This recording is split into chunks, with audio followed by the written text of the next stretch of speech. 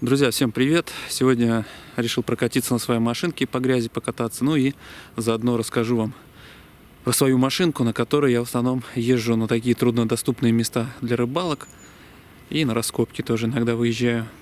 Это, значит, машина Kia Sportage 2002 года. Первая модификация, удлиненный кузов, лонг. Вот. Что из доработок было сделано? Ну, в принципе, ничего такого глобального. Были куплены вот такие вот внедорожные колеса. Это у нас Comforser CF3000 в размере, уже память не знаю, не соврать, 235 на 75 R16. Вот. Машина не не поднималась. Лифта не было. Потом я изготовил вот такой вот, сварил экспедиционный багажник. Крепится он вот на такие вот крепления.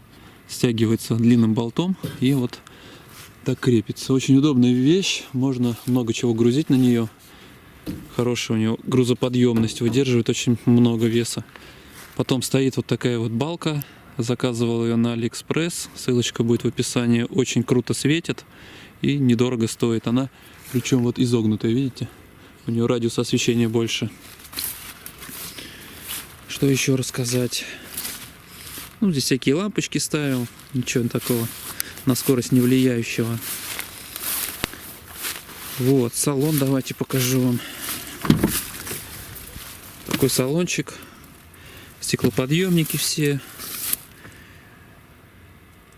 Машина на автомате.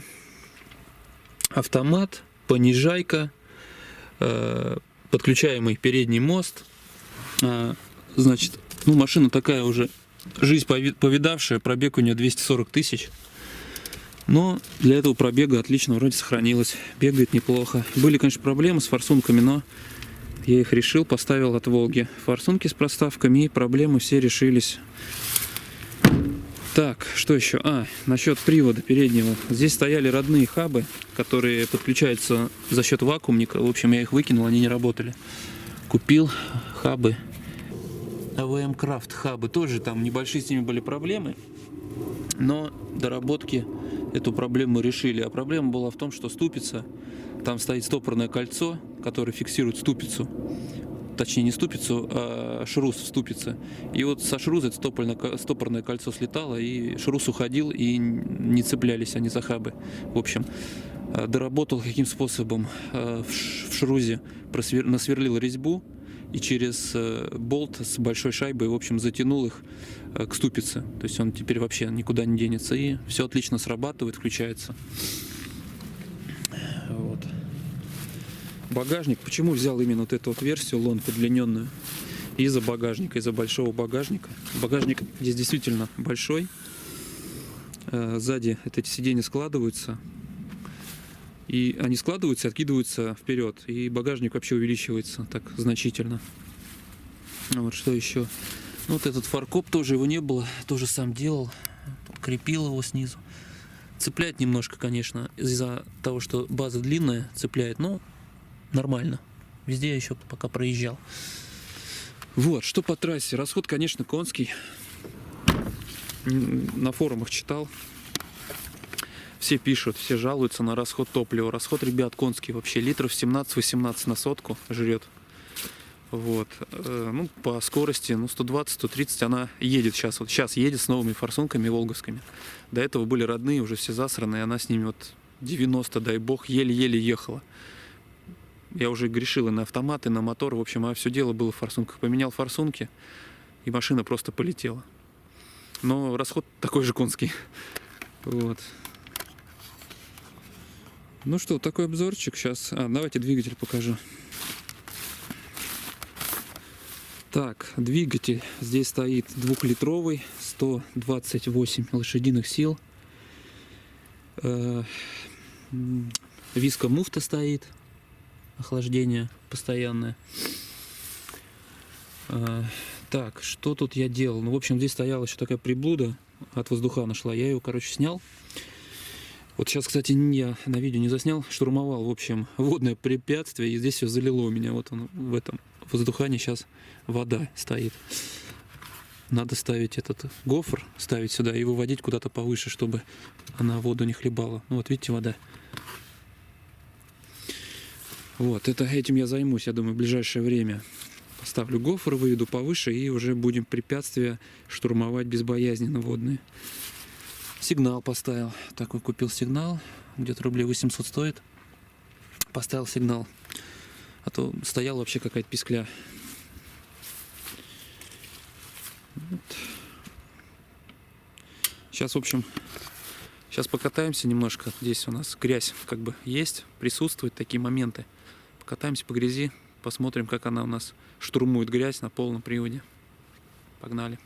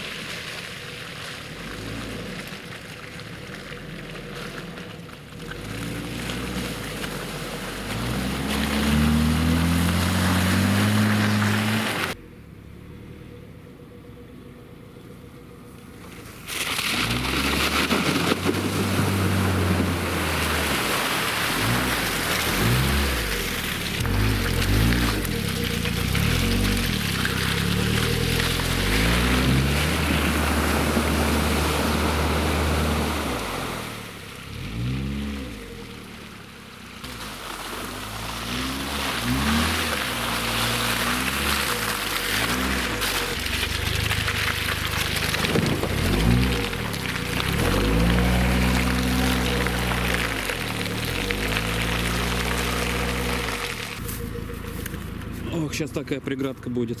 Смотрите, тут опилки, жижа. Вот тут яма, колея, лед. Сейчас попробуем проехать.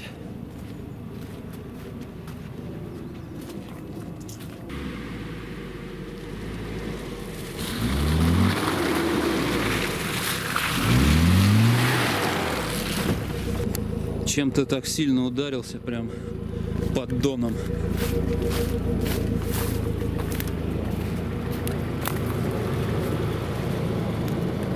Но все равно ничего не видно. Ну так нормально проехали.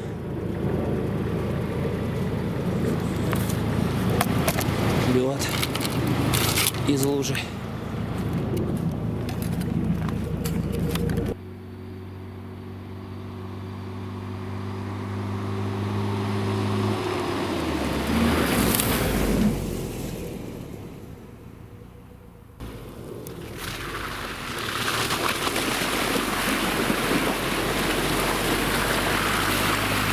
Друзья, ну что, вот прокатились. В общем, по грязи грязь нашли, грязи много. Покатались так немножко, что, ну, одному неудобно снимать, сами понимаете. Ну, заснял такие моменты более-менее серьезные такие, бездорожья.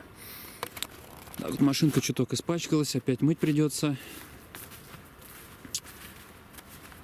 Вот. И доехали мы, значит, сейчас вот до того места, где я неплохо ловил леща и карпа.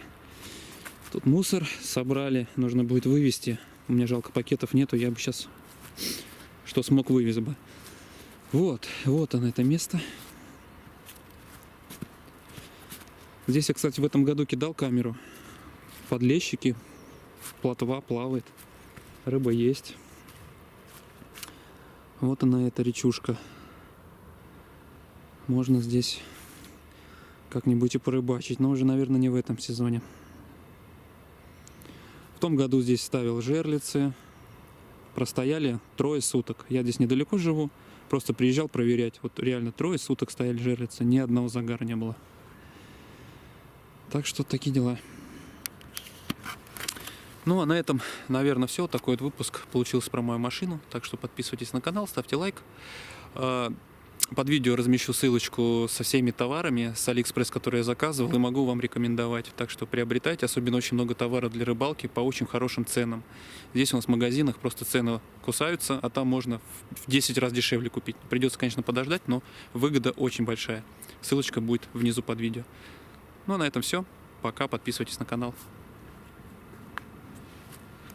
Думаешь, подпишутся? Я тоже сомневаюсь.